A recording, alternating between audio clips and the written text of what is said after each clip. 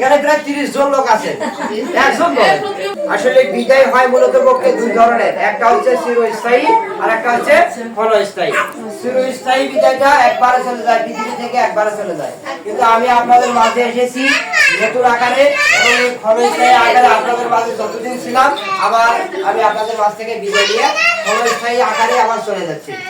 যদি আমার ভাগ্যে যদি লেখা থাকে অবশ্যই আপনাদের মাঝে আবারও ফিরে আসতে পারবো, আবারও আপনাদের সাথে দেখা করতে পারবো, তাই না বিষয়টা? আমি আপনাদের মাঝে এতদিন এসেছিলাম শিক্ষা দেওয়ার জন্য।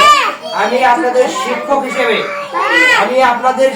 হিসেবে জানি না কতটুকু শিক্ষা দিতে পারছি, কিন্তু এখানে পৃথিবীতে যতগুলো শিক্ষক আছে তারা সবাই চেষ্টা করে তাদের ছাত্রদের যথেষ্ট শিক্ষা দেওয়া যায়। কিন্তু দেখেন, পৃথিবীতে কোনো কিছুই কিন্তু 100% করা সম্ভব হয় না। শুধু মোবাইলের চার্জটাই 100% হয়, তাছাড়া সবগুলো 99%, 98% এইরকমই, 100% কোনোটাই হয় না। তারপরে আমি যথাসাধ্য আপনাদের চেষ্টা করছি। জানি না কতটুকু আপনাদের কাজ করছে, কতটুকু আপনাদের শিক্ষা নিতে পারছি, সেটা আপনারাই জানেন, আপনারাই ভালো মন্দ বোঝেন, উপরালাই জানেন। যাই হোক, আমি যতটুকু শিক্ষা দিয়েছি এই শিক্ষাটা আপনারা যেন ধরে রাখেন। এই জন্য আজকে এই বিদায়ের অনুষ্ঠানটা করা। বিদায় অনুষ্ঠানটা এই জন্যই করা, কিছু কথা বলা, আপনাদের কত কষ্ট দিছি, কত বেদনা দিছি, আমি আপনাদের হাসাইছি, অনেক কথা বলছি, এগুলো পরিসমাপ্তির একটা দিকে চূড়ান্ত দিনটাকে বিদায়ের দিন বলা হয়। যাই হোক, দীর্ঘ 2 থেকে 2.5 মাস আপনাদের মাঝে আসছিলাম। হয়তো বা আপনারা কেউ মাসি দিদি যেটাই বলেন, যেটাই ভাবেন আপনারা সেইভাবেই। আমি হয়তো বা আমার বাড়ি অনেক দূরে, এখানে আসছি ব্যাচেলার হিসেবে থাকি, হয়তো বা খাওয়া দাওয়ায়, তারপরে রোজা মাস, হয়তো বা আমার মেজাজ কখনো গরম ছিল, হয়তো বা কখনো ভালো ছিল, হয়তো বা কখনো আপনাদের মাঝে এসে ঠিক আছে কখনো দুর্ব্যবহার করছি, দুরাচরণ করছি। যাই হোক, যেটাই করে থাকি না কেন, একজন শিক্ষক কিন্তু একজন ছাত্রীর উপর তার কিন্তু মারারও অধিকার রাখে। কিন্তু তারপরও আমি আপনাদের মাঝে কতটুকু ভালো ব্যবহার করছি, খারাপ ব্যবহার করছি তা আপনারাই জানেন। যদি কোনোদিন কোনো ক্রমে কোনো কাজে আপনাদের মাঝে যদি আমি কোনো দুঃখ বা কষ্ট বা খারাপ ব্যবহার করে থাকি, সকলের কাছে আমি এই বিষয়ে ক্ষমা চাই নিচ্ছি। সকলে আমাকে ক্ষমা করে দিবেন। মানুষের ভুল ত্রুটি হতে পারে। দেখেন, আমি আপনাদের মাঝে আসছি একজন মেহমান হিসেবে, মেহমান হিসেবে। এখন এই যে কতদিন ছিলাম, আমার বাসা অনেক দূর, কোথায় কই শ্রমিক বলছি অনেক দূর, এখান থেকে প্রায় 10 কিলো এখানে আসা লাগে।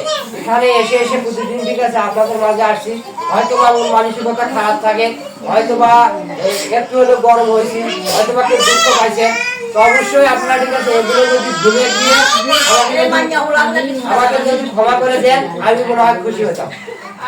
না স্যার, আমরা সবাই ক্ষমা করে দেন, অনেক সময় অনেক কথা বলছি। না, এখন শুনে আপনারা আমার ছাত্রী, আপনারা আমার সিনিয়র, অনেকে আছেন এখানে সিনিয়র হলেও কিন্তু আপনারা আমার কাছে শিক্ষা নিতে আসবেন, সেক্ষেত্রে আমি কিন্তু আপনাদের শিক্ষক। সেক্ষেত্রে একজন শিক্ষক কখনোই পারে না একজন ছাত্রীর উপর মন খারাপ করে বা রাগ করে থাকা। আপনারা যদি কোনো কথাবার্তায় যদি এখানে গ্রামজাম হয়েছে, কথাবার্তা কাটাকাটি হয়েছে, আমি এখান থেকে আর এক কেন্দ্রে গেছি, আপনাদের এই কথাগুলো যেগুলো মন খারাপের কথা হয়েছে সেগুলো বলে গেছি। কেননা আপনাদের প্রতি আমরা মন খারাপ করে থাকি তাহলে আমাদের কোনো লাভ হবে না, কারণ আমরা আসছি আপনাদের শিক্ষা দেওয়ার জন্য, তাই না বিষয়টা? আপনাদের কিন্তু আমরা কখনোই রাগ করিয়ে থাকবো না বা ভবিষ্যতে থাকবো না। যা হয়েছে ঠিক আছে, এখান থেকে আপনারা মুক্ত হস্তে ক্ষমা করে দিবেন, আমি আপনাদের মাঝে কোনো কিছু রাখবো না, বুঝা গেছে? যাই হোক, আপনাদের মাঝে থেকে আমরা যে দীর্ঘদিন কাজ শিখলাম, আপনাদের মাঝে থেকে একটু কেউ কিছু বলেন শুনি, কিছু বলেন, একটু একজনকে কিছু বলেন। আমার আচরণ খারাপ না ভালো লাগছে কোনো কিছু বলেন? ওই দিদি কই? ওই দিদি